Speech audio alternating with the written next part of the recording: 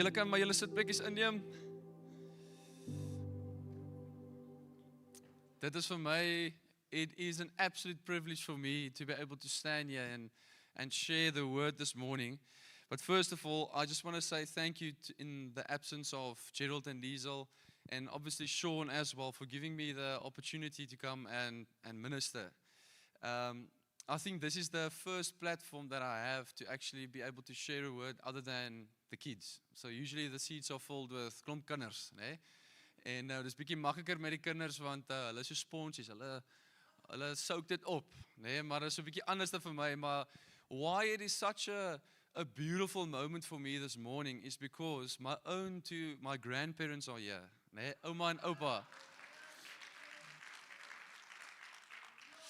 En hoekom dit vir my so, en ek gaan nie huil nie, nee, ek is maar baie ou met 'n baie sagte hartjie. Hoekom dit vir my so, why it's so significant that they are here this morning is because at the age of 13 years old, I gave my life to Christ. Ek gaan nie huil nie. En as dit nie vir daai twee mense was nie, toe ek jonk was, school holidays, skoolvakansies, het ons altyd na my ouma toe gegaan. En ek en my broer, dan dink ons, op nou skoolvakansie, ons kan met nou lekker laat slaap, né? Daai twee, my oupa sal met 'n pot staan, né? Hy sal by die deur kom en hy sal 'n houtlepel vat en hy sal so hardkap, hy sal sê kom, Bybeltyd, julle moet nou opstaan. Dan jaag daai twee mense vir my en my broer uit die bed uit, sodat ons by die voetekant van hulle bed kan sit en ons Bybel kan lees en kan bid. And I firmly believe that I would not be able to stand here and share this word with so many people if it was not for those two. So ouma en oupa, ek wil net vir julle sê dankie. Dankie daarvoor. Maar met dit gelaat, wil ek vir julle baie dankie sê dat jy kan wees vanoggend. En nommer 2, wil ek gou net vir julle vra, as julle my groot guns sal doen, if you just do me one favor. Ek weet julle nou al baie op en af gestaan en al daai dingetjies, nee, maar won't you just stand with me quickly, just for 1 second. Ons moet gou ietsie doen. Won't you just take 1 step to your left, nee? And 1 step to your right? En sit gou vir my weer plat op jou boude. And you know what? Now you can go out those doors and say that the pastor has moved you this morning. Great. All right. Nou dat ons almal nie meer gevrek is hier, ons reg vir die ding. Let's jump into the word. So friends, won't you just come and join me this morning as we are going to go and just come and dine with me. Nou ek praat nie van, you know that TV show that's Come Dine With Me? Wie van julle kyk daai TV show? Nee? Nou ek praat nie van hom nie, want by daai Come Dine With Me show, what happens is when they shoot the people eating, busy eating, dan sê hulle vir mekaar, yes, maar dis lekker, nee. Die worsie wat jy gebraai het was fantasties, nee. Sappig en lekker en goed. En dan sodra daai selfe persoon op die TV-kamera is, net na die tyd op hulle eie, dan sê hulle, yes, dit was die slegste wors wat ek nog in my lewe geëet het. Daai wors was so droog gewees, nee. Ek weet nie wat aangaan nie. But I want you to think about before you go to a dinner party. Something needs to happen. There's a few things that we do in order to be prepped when we go to that dinner party. Now, a lot of effort sometimes is being put in before I go to the dinner party. So as ek en my vrou byvoorbeeld moet na 'n braai toe gaan saam met mense, then we sometimes ask, what can I bring? Dis is die eerste ding, né? Wat kan ek bring? Simon, bel geraai mense en vra vir hulle, wat kan ons saambring? What snacks? What side dishes can I prepare to come? Gaan dit 'n mengelslaai wees? Gaan dit 'n aartappelslaai wees? Gaan dit brood wees? Wat gaan ons doen, hè? Maybe sometimes this happens. We buy things that's not even in our budget. Maar omdat ek die mense wil impress, gaan ek 'n T-bone steak gaan koop, maar ek kan eintlik maar net 'n patty bekostig, hè? That's what we do sometimes. Sometimes we drive kilometers to go to Woolworths. As Shoprite net om die draaiers van jou, want dit moet 'n Woolworths ding wees, né? If you have kids, julle sal weet, toe julle jonger was en julle die kinders moes reggemaak het, ek is nou in daai fase van my lewe. Dit voel soos 'n world tour that I need to put together in order for me to go and just sit down and kuier with someone. Dit is van packing the car, packing the kids' toys, packing my cooler box, packing al die vleis, maak seker dat almal in die kar is, maak seker dat daar genoeg diesel in die kar is, sodat ons kan gaan waartoe ons moet gaan, hè? It just feels endless, and you know what, all of that just builds up to me arriving at the place and unpacking what I packed, to sit on my bum and to chill. We go through so much effort just to go and care with other people. Nou vra hy vir my, Marcel, maar wat het hierdie nou te doen met vandag, nee, Power Fellowship? Okay, ek so bly jy sê dit. In Luke 13, verse 22 to 30, it says, Then Jesus went through the towns and villages, teaching as he made his way to Jerusalem. Someone asked him, Lord, are only a few people going to be saved? He said to them, make every effort, everybody say effort, to enter through the narrow door, because many, I tell you, will try and enter and will not be able to. Once the owner of the house gets up and closes the door, you will stand on the outside, knocking and pleading, Sir, open the door for us. Then you will say, we ate and drank with you, and you taught in our streets. But he will reply, I don't know you, or where you come from. Away from me, all you evildoers. There will be weeping and gnashing of teeth. Ons sê hierdie ding so baie binne in die kerk, weeping and gnashing of teeth, when you see Abraham, Isaac, and Jacob, and all the prophets of the kingdom of God. But you yourselves will be thrown out. People will come from the east, the west, the north, and the south, and will take their places at the feast. Everybody say feast. In the kingdom of God. Verse 30. Indeed, there are those who are lost that will be first, and first that will be last. Now, I have two very important questions that I want to ask you. The first one is, do you have a place at the feast at the kingdom of God one day? Het jy 'n sitplek by die tafel wanneer die koninkryk gaan kom en ons almal gaan saam ete voer, soos wat ons daai braai gaan doen, hè? Ons almal gaan saam kuier. But do you have a place to sit? And my second question is, if you think that you have a place, are you allowing others to join you? En dis twee baie moeilike vrae wat ons vir mekaar moet vra vanoggend. En ons 'n paar goedjies wat ons deurgaan. Maar bly net saam met my. Now the title of my sermon today is The Power of Fellowship, but I want to start with something. I want to start with what fellowship is not. So often we think that having a cup of coffee with someone, ons kom kerk toe, and we have a cup of coffee, maybe 2 cups of coffees, of ek gaan koffie met ander is 'n koppie koffie, we think that that's fellowship. We think when we stand there at the front door, we are having to greet 20, 30, 40, 50 people. That's fellowship. Want ek het so baie manne se hande geskit en so baie vrouens se hande geskit en gesê, hoe gaan dit met jou meneer? Gaan dit goed met jou? Baie welkom. Oom Martin, jy weet ek skud jou aan baie daar by die deur, né? We think that's fellowship.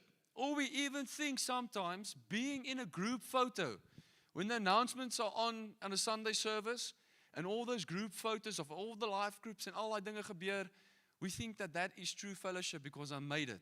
I ticked the box. Amen? But those things I'm not saying is wrong. Dis goed om dit te doen. It's lekker to do it. But the real question that I always ask is, when I do it, nou Martin, wanneer ek jou hand skud by daai deur, what is the agenda of my heart? Am I trying to tick a box? Or am I trying to be intentional by looking oom Martin in the eyes en vir hom 'n stywe druk te gee en vir hom sê, welkom vanoggend hierso. There's something that shifts when our heart's posture is in the right position. Amen? I always ask people, when someone is talking to you, are you really listening? Ek dink so terug, ek gaan nou nie die kerk se naam en ek gaan nie die pastoor se name noem en so nie, maar voordat ek hier by die beste kerk in die Westelike provinsie was, né, Was ek by ander kerke gewees, né? But I was someone that just came to visit. And obviously, as I grew in the church, I wanted to know the people. And as I started to know the people, I wanted to know the pastors. So nou, gewoonlik wat gebeur is, we set up a coffee date with the pastor, and then praat ons met mekaar. Ek's opgewonde, ek's prepared, ek het my lysie van 5 dinge wat ek vir hom wil vra, en wat gaan ons alles, ons kom by die coffee shop aan, nog by Mug and Bean binne Tygervallei, en weet jy wat gebeur? Hy kom in, en soos wat ek my hand uitdruk na hom toe, sê ek vir hom, hallo pastoor, gaan dit goed met jou? En hy so, ja, gaan goed met my, baie dankie, hoe gaan dit met jou? Gaan dit goed, lekker? His eyes are all over the show. I thought to myself, yes, ek demone wat hier agter my rondhardloop, want hy kyk nou alles behalwe my oë. Nee? Ons sit by die tafel, ons bestel koffie, en soos wat ek begin te praat, was jy al ooit in so 'n situasie gewees? Were you ever in a situation like this, where you started to talk, but the person on the receiving end is so quick in their responses, asof hulle dit wil hê moet klaarmaak, sodat hulle net kan sê wat hulle wil sê? Nee, wie was al in so 'n situasie? And I could not understand for the life of me, why is this so irritating to me? Is it possible because God did not call His people to be like that? If Jesus is love, is that the form of love that we are supposed to portray to people?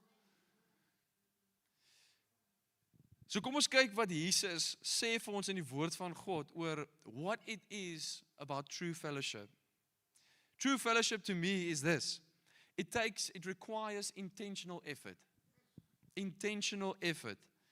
Jesus says in verse 24, make every effort to enter through the narrow door. Now real fellowship doesn't happen accidentally. Jy trip nie net en dan staan jy by die deur en sê, hallo Martha, gaan dit goed met jou, dan gaan jy weer nie. You are intentional to go and place yourself in a certain position and place to be able to love onto someone. Just like preparing for the bride, net daai braai wat ons vooruit gepraat het, just like preparing takes planning and effort, building meaningful relationships in the body of Christ is intentional. I believe as a person, en dis wat ek vir my seun ook gaan leer. I believe that a person that walks in authenticity and with integrity is someone that experiences real fruit in life. Mense, ek kan met jou in 'n gesprek wees, en jy sal binne 2 sekondes kan agterkom of ek reg is, of my intentions real is, of speel ek nou maar net bietjie rond hier so met jou. This generation, the next generation that we see every Friday evening, your kids, your grandkids, they are looking for authenticity.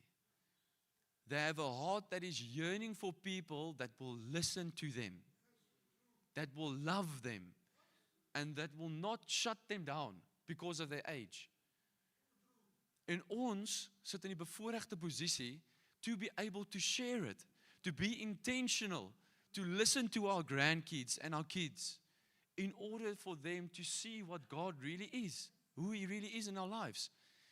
My question to you is, how does your intentionality look when it comes to building relationships with God and with people? Are you still standing up in the morning, 3 o'clock, 4 o'clock? Dalk bietjie nou 5 o'clock of 6 o'clock? Nee, want ons moet nie werk toe gaan, party van julle nie. Julle is baie gelukkig. But some of us that still has to go to work, before I set my foot on the pavement, I need to set it in a room. Spending time with God. How does my intentionality look when it comes to my relationship? Number 2, fellowship is more than proximity. The people in the passage said that we ate and we drank with you and you taught in our streets. Nou maar ek weet nie van julle nie. If I share a meal with someone, ek sal nie mense na my huis toe nooi, of ek sal nie deur al die moeite gaan om iets voor te berei as ek nie regtig lief is vir jou nie. They were close to Jesus physically. The disciples en die mense wat Jesus gevolg het was naby hom, want Jesus was daar in persoon. But yet some of them were so far from them because they did not understand His heart. You can attend a church service every single week in, week out, and you can still miss out on genuine fellowship. You can come every single week in, week out, trek jou mooiste pakkie aan, né? Spuit jou beste perfume, kom sit op jou sitplek waar jy altyd moet kom sit, and just tick a box. And leave here not filled with the Word of God. I ask you why? Because fellowship is not found in attendance. Hoeveel keer jy kerk toe kom? It's not found in your routine. Walking in, getting a cup of coffee, greeting someone, and go sitting at your spot. That's the Sunday routine, every single Sunday. That's not true fellowship. And it's not found in surface level interaction. But it is found in deep connection. Ken jy my? Ken ek jou? Kyk ek jou in die oë wanneer ek met jou praat? Luister ek vir jou? It's found in mutual care. Gee jy so baie om vir my as ek jou 2:00 in die oggend moet opbel vanoggend om my te kom help? Are you able to do it? Are you willing to do it? And it is found in a shared life in Christ. And that is so important why I intentionally put the word shared in there. Because so often the churches of today, and I'm talking about the big capital C church, we so often teach that you must get your life right with Christ. But God never created man to be alone. He created us together so that we can share our lives in Christ. Because something needs to happen. When I fall down, someone needs to be there to pick me up. And that's why fellowship is so important. I asked this question, en ek mag dalk oor die hande gepiets word oor dit, né? Maar luister gou net. How can I build deep connections and hold other people accountable? Aren't we saying so much in our life groups and from teachings and from everything that we do, we so often say we have to hold each other accountable. My question is, how can we do that if we don't make real time for people that you claim that you love? If you say you love someone, but you don't spend time with them, how can you hold them accountable? How can you be there for them? How will you know the season of their life if you don't spend time with them? But I'm too busy. My schedule is too full. So ek kan nie dit doen nie. I can't do that. I can prove it to you. Wie glo my? Amen. I can prove it to you. You know why? Because what did Jesus do? Jesus stopped in his tracks when he was about to go and heal someone because someone touched the hem of his garment. If he did not care about that woman, he would have walked on. Verstaan julle wat ek sê? Jesus modeled the absolute figure of what true fellowship looks like in that moment. He was on his way to go and heal someone else.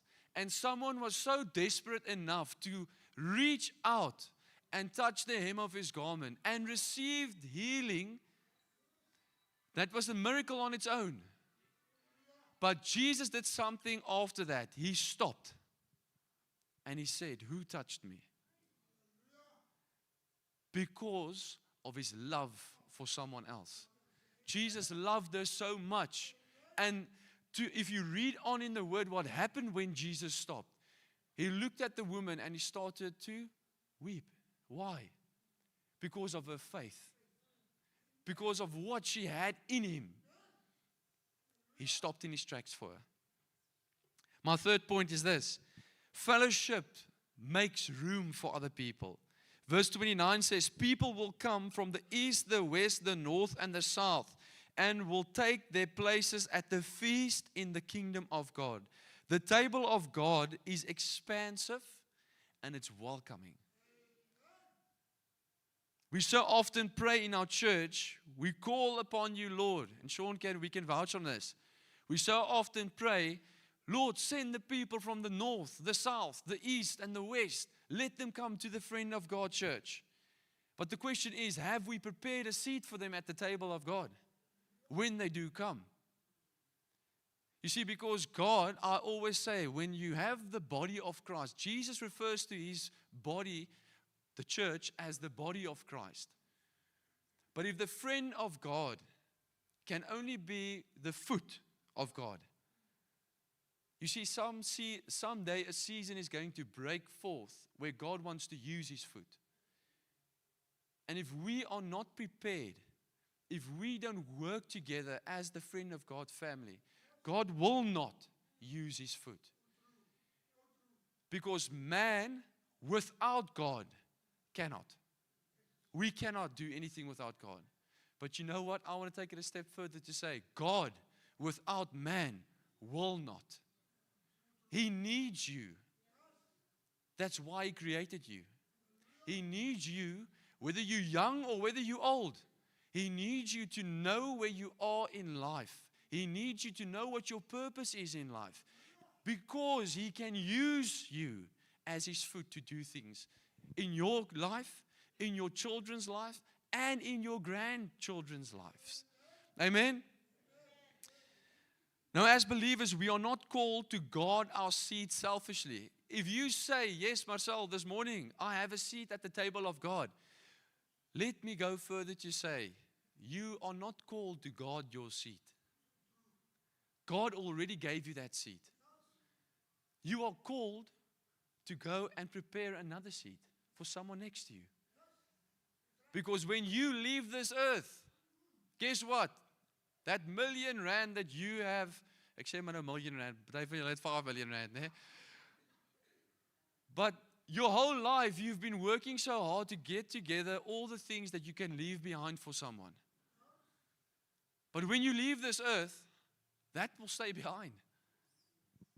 And John C. Maxwell said something that was so true. He said, it's not what you leave behind when you leave this earth, but it's what you leave behind in someone when you leave this earth. My pa vandag het gesterf. But you know what? Every single time I do something that's right, I hear in my head, well done my billetjie, dis goed, doen het. Well done. Even when I do something wrong, I still hear his voice. He says, wat maak jy? Why? Because he lived a life.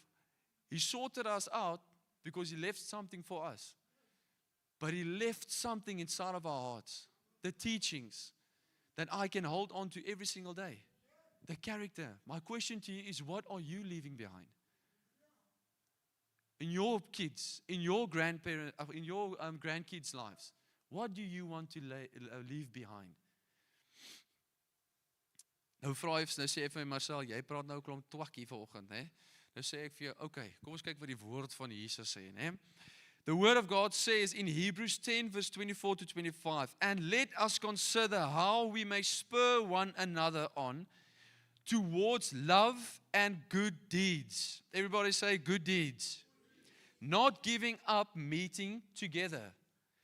Jesus is telling us, spur each other on in love so that we cannot neglect meeting up together. Why? Because we empower each other when we come together.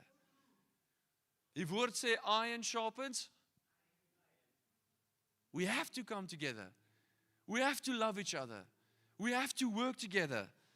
1 Corinthians 12 verse 25-27 says, that there should be no division in the body, but that its parts should be equal concern for each other. Friend of God family, hear this and hear me clearly. The church is not a crowd. It's a body. God wants to use a body. A crowd is divided in posture of heart.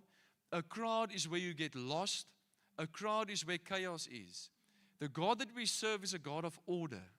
He's a God that brings people together in one body to be unified, to achieve a certain purpose. And you know what? We that are sitting here, whether you are from the Friend of God or in another church, you are in a body. And we are privileged enough to be used by God as His feet or as His hands or as His pinky nail. But you are there and you are able to be used by God. Now I want you to think back quickly to the first illustration that I did with regards to the braai. Now in that preparation of the braai, you bring something. You always bring something to contribute. You make an effort to get there. You unpack what you brought. You sit down and then you enjoy the company of others. But so too in the church, it's the same thing. When you come to church, when you come to a gathering where we meet together and speak about Jesus, you bring your gifts. God het vir jou 'n gawe gegee. You bring encouragement. You bring your testimony. When last did you share a testimony? You bring your support, your hands and your feet. Sorry mevrou, kan ek gou dit vir jou doen? Sorry meneer, kan ek gou dit vir jou doen? And hopefully you bring your prayers. Because God said, on this rock I will build my church. My church will be a house known as prayer. And when everyone contributes, the table of God becomes life-giving. The church of God becomes vibrant. Now I ask you, why is it so often? I love the word gevrek, né? Dit rol net lekker van die tong af. Why do we come to church and we gevrek?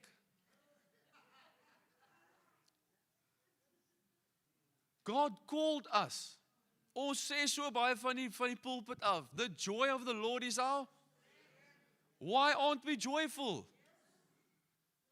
Because the only difference between you that are sitting here knowing Christ and someone outside there that does not know Christ is you have hope. They all face the same things. But the difference between the two is we have hope because we know who we have. Therefore, we can stand up every morning and put my feet down and say to the enemy, this child of God just stood up. Watch out.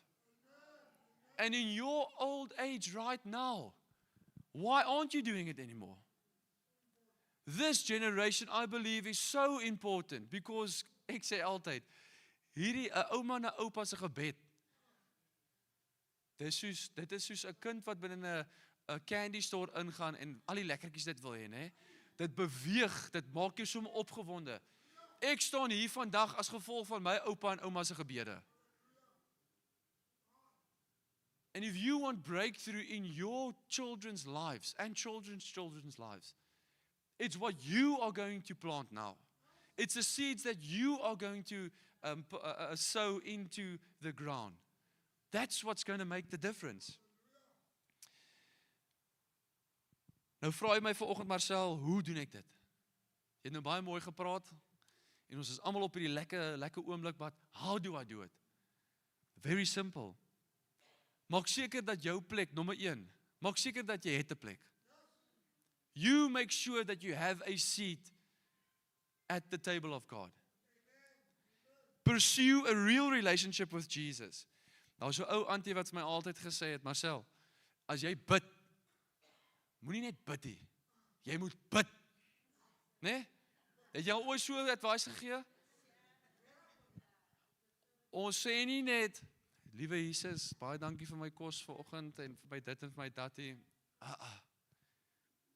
Jy moet soos daai ou aunties wees wat in hulle kamers ingaan, wat op hulle knieë gaan en wat gaan bid vir die hemelse Vader en sê, Here, as jy nie nou opdag hier vanoggend nie, dan gaan ek die mure afkrap en die bed omgooi, alle goeders, maar jy moet kom vanoggend.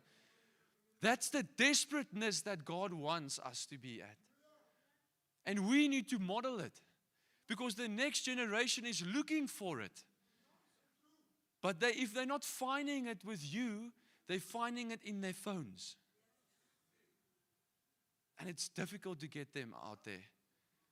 It's difficult to shift their perspective from the phone to Oma and Opa. It's so important. Don't rely on the familiarity of church, religious activities. Jy moet dit doen, jy moet daai kom. The surface level faith or the feel good moments. So many times we come for feel good moments, né? But when we walk out that door en die eerste paycheck of die eerste debit order kom na jou kant toe en sê, o Here. Feel good moments will only last for a season. But substance, we need to have substance. You have to know Him personally, and it's going to be a simple court case one day. I teach the young kids like this. If you know, this is how you look at yourself in the mirror and assess where you are with Christ. God the Father is going to sit on His throne one day in the judgment seat. You will have the accuser sitting on the one side, the enemy. En hy gaan sy mond spoel heeltyd oor al die dinge wat jy gedoen het verkeerd in jou lewe. You will stand dead center in the middle and Jesus will be on that side. And the enemy is going to go. Ja, maar hy het dit gedoen en sy het daai gedoen en dit gedoen en so gedoen. And God the Father is going to look at you and He's going to look at His Son Jesus. And He's going to ask His Son one thing. Jesus, my son, did you know Marcel? And Jesus is going to say either one or two things. No, I did not know Marcel. And guess what you're going to do? Jy gaan opstaan en jy gaan daai kant toe gaan na die vyand toe. But if Jesus opens up His mouth and He says one thing, He says, yes, I did know Marcel. Jesus and God the Father will look at each other, I believe, and they will have the biggest smile on their faces. And God will turn His face to me or to you, and He will say, well done, my good and faithful servant.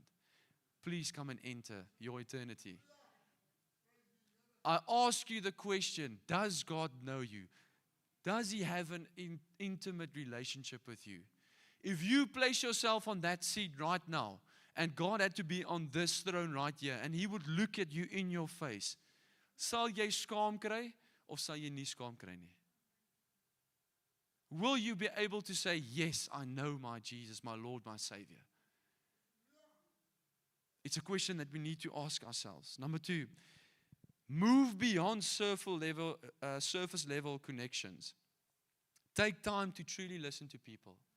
If you know that you have a relationship with Christ, from there, your aim should be to get other people to that same seat. To also know that they have a relationship with Christ. And that happens through your intentionality. By listening to them. Asking deeper questions. My skoonsister sê altyd vir my, baie keer is dit baie irriterend. Sy vra vir my, hoe gaan dit met jou? Dan sê ek, nee, het gaan goed, het gaan lekker, dankie. En dan kyk sy vir my so, dan sê sy vir my, hoe gaan dit met jou? Sê ek vir, ek het jou mos nou net gesê, het gaan goed met my, né? But that's not what she's asking. She wants to know the condition of my heart. She wants to know, am I really okay? Ask the deeper questions. Make the time for it. Pray with someone. Ons bid binne in ons binnekamer, maar sodra ons die mense na ons toe kom en sê, hoorie, ek het hierdie probleem en die probleem, nee, ek gaan vir jou bid. Bid saam met hulle net daar en dan. God has called you and has given you a voice in order for you to pray with that someone. Share your life, not just gatherings. Number 3, make room for others. Invite someone to your circle. Notice the person standing alone. What did Jesus do? We all, Sean, ek gaan vir jou nou sê, jy het seker jou bankie aan, what would Jesus do? Never neglect, hy het dit altyd aan. We want to go and buy things like that and wear the best bangles and the I love Jesus and the this and the that and alles. But when you see a lonely person on the side of the road, or someone coming to church for the first time, o nee, ek kan nie met hulle gaan praat nie. Dit gaan awkward wees. Hulle gaan nie weet, ek weet nie wat om te sê nie. Ek bid nie, ek bid dit in my binnekamer, ek sal vir hulle bid, maar ek gaan nie in persoon vir hulle bid nie. It's not me. What would Jesus do? If Jesus stopped in his tracks for someone that wanted healing so desperately, what stop ons? What is stopping us for going and changing that whole person's life just through one thing, prayer? Do you realize that the capacity, the four corners of your mouth, has the capacity to change someone's life? Because does the word not say, power lies within the? It's what you do with it that makes the difference. I'm going to bring this to a conclusion. The power of fellowship is not found in coffee cups.